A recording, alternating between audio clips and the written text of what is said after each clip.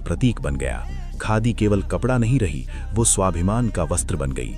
विद्यार्थियों ने सरकारी शिक्षण संस्थानों को छोड़कर राष्ट्रीय विद्यालयों में प्रवेश लेना शुरू किया। कई प्रतिष्ठित वकीलों ने अपनी समृद्ध प्रैक्टिस छोड़ दी। सरकारी नौकरियों से इस्तीफे दिए जाने लगे। ये त्याग आसान नहीं था, लेकिन ये त्याग ही आंदोलन की असली ताकत था। खिलाफत आंदोलन और असहयोग आंदोलन का मिलन उस समय की सबसे बड़ी राजनीतिक घटना थी। हिंदू और मुसलमान एक मंच पर खड़े थे। अली बंधुओं जैसे नेताओं ने गांधी के साथ कंधे से कंधा मिलाकर काम किया। देश में एकता की ऐसी लहर उठी कि अंग्रेज प्रशासन चिंतित हो उठा। गांवों तक ये संदेश पहुंच चुका था कि स्वतंत्रता केवल नेताओं की मांग नहीं है, ये हर भारतीय का अधिकार है। किसान लगान के मुद्दे पर जागरूक हो रहे थे, मजदूर संगठित हो रहे थे, महिलाएं पहली बार बड़ी संख्या में सार्वजनिक जीवन में उतर रही थीं। ये आंदोलन शहरों तक सीमित नहीं था, ये गांवों की मिट्टी में भी उतर चुका था।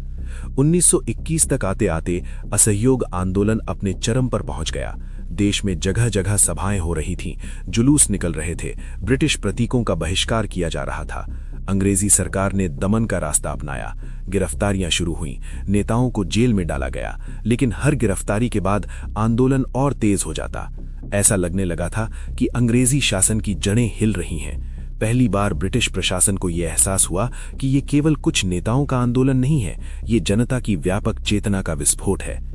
लेकिन हर जन आंदोलन की एक परीक्षा होती है, और असहयोग आंदोलन की परीक्षा आई फरवरी 1922 में, उत्तर प्रदेश के गोरखपुर जिले के चौरी चौरा में। वहां पुलिस और प्रदर्शनकारियों के बीच टकराव हुआ। स्थिति बिगड़ गई। उग्र भीड़ ने पुलिस थाने को आग लगा दी, जिसमें कई पुलिसकर्मियों की मृत्यु हो गई। ये घटना गांधी के लिए गहरी पीड़ा का कारण बनी। वे जानते थे कि यदि आंदोलन हिंसक दिशा में चला गया तो उसकी नैतिक शक्ति समाप्त हो जाएगी। उनके लिए साधन और साध्य दोनों पवित्र होने चाहिए थे। उन्होंने तुरंत असहयोग आंदोलन को वापस लेने का निर्णय लिया। ये निर्णय अचानक था और कई नेताओं को स्वीकार्य नहीं था। कई लोगों को लगा कि जब आंदोलन अपने शिखर पर था तब उसे रोक देना रणनीतिक भूल थी। लेकिन गांधी का मानना था कि जनता अभी अहिंसक अनुशासन के लिए तैयार नहीं है। वे स्वतंत्रता चाहते थे, लेकिन किसी भी कीमत पर नहीं। उन्होंने स्पष्ट कहा कि हिंसा के सहारे प्राप्त स्वतंत्रता स्थायी नहीं होगी। आंदोलन स्थगित हो गया, लेकिन उसकी गूंज पूरे देश में बनी रही। अंग्रेज सरकार ने इस अवसर का लाभ उठाया और मार्च 1922 में गांधी को गिरफ्तार कर लिया। उन पर राजद्रोह का आरोप लगाया गया और 6 वर्ष की सजा सुनाई गई। अदालत में गांधी ने स्वयं कहा कि यदि देशभक्ति अपराध है तो वे ये अपराध बार बार करेंगे।